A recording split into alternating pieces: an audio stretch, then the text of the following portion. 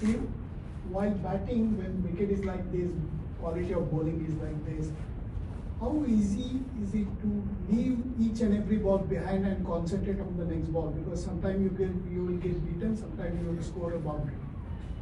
Yeah, I mean, I think that's just batting. Regardless of what happens the ball before, you got to let it go. Take in the information of what's going on, and then let it go and focus on the next ball. I think that's particularly important on the wickets we've been playing on this summer. This one's probably offering a little bit less, perhaps, than some of the others. That's probably more the ball getting a little bit softer and quicker than the other wickets, but yeah, there's certainly still something on offer as we saw the last hour there. But yeah, it's important to just let go of what's gone the ball before and focus on the next one. Steve, just following up, you've been on the field for 2 days now. How do you read the pitch compared to how recently you have behaved in the last couple of years? Is it as flatter as it looks from the outside, or what kind of paces are hitting? I mean, I still think there's something on offer there. Yeah, I mean, there's still something going on. You just got to keep hitting good areas and be consistent. As I said before, I think the ball's probably getting softer quicker than perhaps it normally does, which maybe takes a little bit of the life and the carry out of it, but I still think there's some seam on offer. And even swing, I think it swung. Their ball yesterday was swinging at 80 overs still. So yeah, there's still enough on offer for sure. You have yourself forbidden when you come back over here, Dan. Steve, what was your vantage point of the run out, and how did you feel that played out from your perspective? Looks like Jaswell called yes, ran, and Virat sent him back. Simple as that.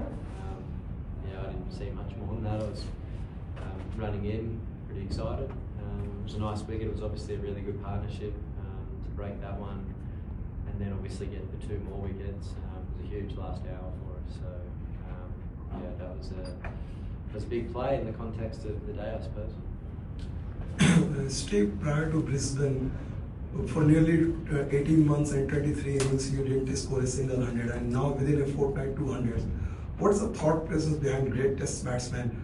How do they see their so-called struggle, and they always think that there is a future, there is a future? I mean, just you got to have faith. You got to have a bit of trust in what you're trying to do. You know, I've played the game for long enough now to know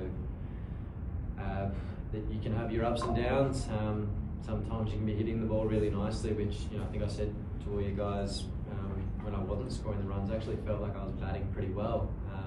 And there's a difference, I think, between being out of form and out of runs. So, yeah, I thought I was hitting the ball nicely, having some faith and confidence. I think you need a lot of luck on these wickets to get big runs as well. The ones we're playing at the moment, and last week I had my fair share. I think I got an umpire's call and got beaten on numerous occasions when on other days I'd nick it. So, yeah, you need a bit of luck. So, yeah, but you just got to have faith that you're going to turn around, keep trusting the processes, and letting go of each ball, as I said before, and concentrating on the next one. Steve, what about 311 for 6? You started today. So, was there a change in plans? How you and Pat planned the first session, and how quickly the runs were scored? Like, what was the plan from yesterday evening to today morning, the first session? If you could just tell me. There wasn't really a general plan. It was just go out there and play. And, Sorry. Sorry. That's right. Yeah, there wasn't a real plan. It was just go out and play and see what's going on. And I thought Paddy played really nicely, really good, positive intent. And yeah, we were able to get a nice partnership together and sort of. Congratulations on your 100, but just want to ask that the team is kept on planning on Virat Kohli, and they are continuously achieving that success.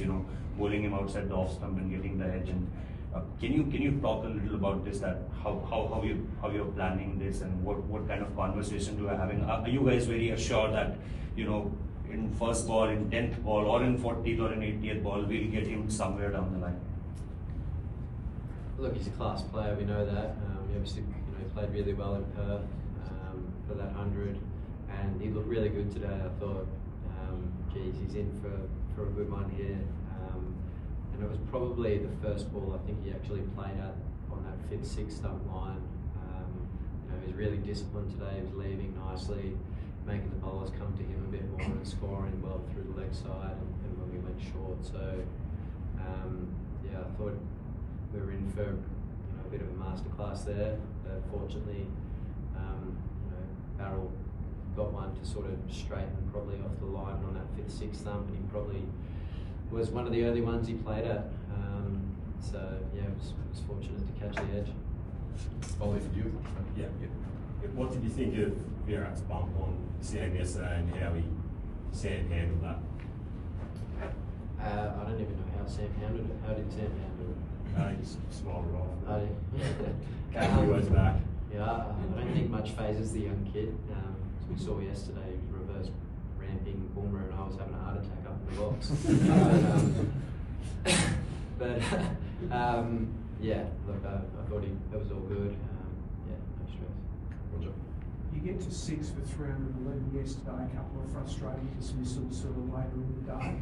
How satisfying was it? You know, the lot hinged on you, not only get a ton, but get a really solid ton and go on with it after that.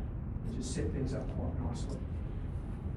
Yeah, I mean, yeah, it's never ideal to lose 3 quick ones like that. We actually got ourselves into a really nice position to almost accelerate the game a little bit, and if we got one more good partnership there, we sort of get ahead of the game. So fortunately, it came a little bit later on when Paddy came out, obviously, and we got that 100-run stand, which got us up to a nice total. But yeah, people miss out. Travis missed out for once. He's been unbelievable. Surprised to see him getting out leaving. He doesn't leave too many balls, but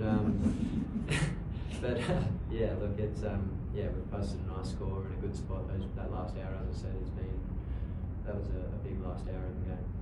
Come back over this side, finish off. 34 Test centuries now, Steve, as Cole touched on when you came in. I mean, up into the top 10 overall. How important are those overall numbers for yourself? Not very. Yeah, I mean, I just play. I love playing. I love scoring runs and helping the team. So yeah, to get some milestones along the way, that's cool. But it's not the reason I play. Did you ever want to say? No, sorry, everybody. That's took a go now. Steve, some of whose technique was probably scrutinised when you started being potentially not suited for Test cricket. What do you make of guys like Sam and even Jaswal, the way they go about it, and Sam saying that's the future of Test cricket? That's the future. Maybe it's time for me to finish. Yeah, I mean, you've got to have some serious courage to do what he did yesterday, and that first over, Boomer beat him 3 or 4 times. Bowled some really nice balls, and actually thought he played them really well. Played down the line, and then just did too much. He beat the outside edge, and then for a kid to have the confidence to start lapping and reverse lapping, arguably one of the best bowlers that have played the game, shows some serious confidence in the kid and real courage. So yeah, it sort of swung momentum our way. I think you saw when he got picked, George and Ryan said they wanted to see something different, show something different to the new ball, and we certainly saw that, and it worked out really well for him. Run out, obviously, in a situation like that, they have to make a quick decision on who they can sacrifice, right? Like they have enough time to do that.